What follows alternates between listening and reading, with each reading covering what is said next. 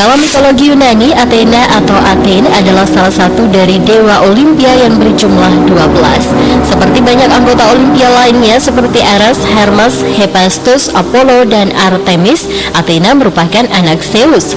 Athena atau Athene dalam mitologi Yunani adalah dewi kebijaksanaan, strategi, dan perang.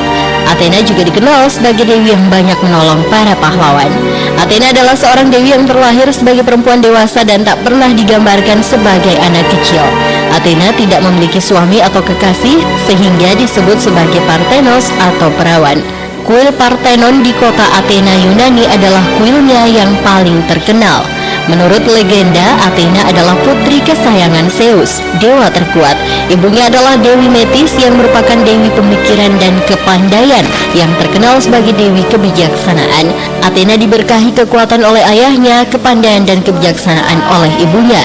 Athena merupakan pelindung para penenun dan para pengrajin. Senjata-senjata besi juga termasuk dalam perlindungannya. Selain itu, ia juga memimpin pertempuran. Dalam perang, Athena berperan sebagai sisi strategi dan disiplin, berbeda dengan saudaranya Ares yang melambangkan sisi jahat perang, kekejaman, rasa haus darah, dan pembantaian. Meskipun Athena adalah dewi strategi perang, tetapi ia membenci pertarungan tanpa tujuan dan lebih memilih menyelesaikan masalah dengan kebijaksanaan. Athena hanya berperang untuk tujuan yang jelas dan layak atau untuk menyelesaikan konflik. Athena muncul dalam berbagai cerita mitologi Yunani sebagai penolong para pahlawan, termasuk Odysseus, Iason, dan Herakles. Ia tidak memiliki pasangan dan tidak menikah. Nama Dewi Athena berhubungan dengan nama kota Athena. Athena hanya mencintai keindahan dan keterampilan para seniman sejati. Di saat-saat sang dewi sedang sendirian, ia lebih sering melakukan kegemarannya, yaitu menenun. Kalau Athena sedang menenun dan menyulam, ia bisa menghabiskan waktu berjam-jam lamanya untuk bekerja dengan alat tenunnya dan melupakan semua persoalan. Keahliannya ini kemudian diajarkannya kepada manusia hingga semua wanita bisa menenun sebaik dan hasilnya seindah hasil tenunannya.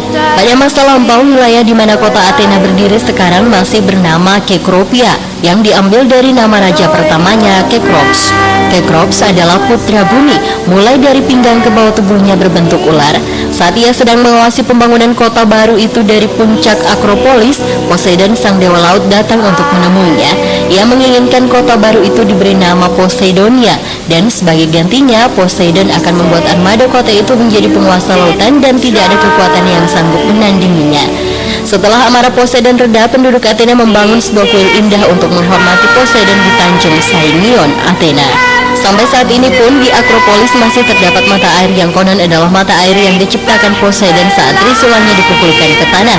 Dan saat kita mendekatkan telinga ke arah mata air tersebut, lamat-lamat akan terdengar suara gemuruh seperti suara badai di laut. Demikian pula pohon zaitun pemberian Athena masih bisa dilihat di Akropolis sampai saat ini, walaupun yang berdiri saat ini adalah pohon zaitun yang sudah ditanam berulang kali.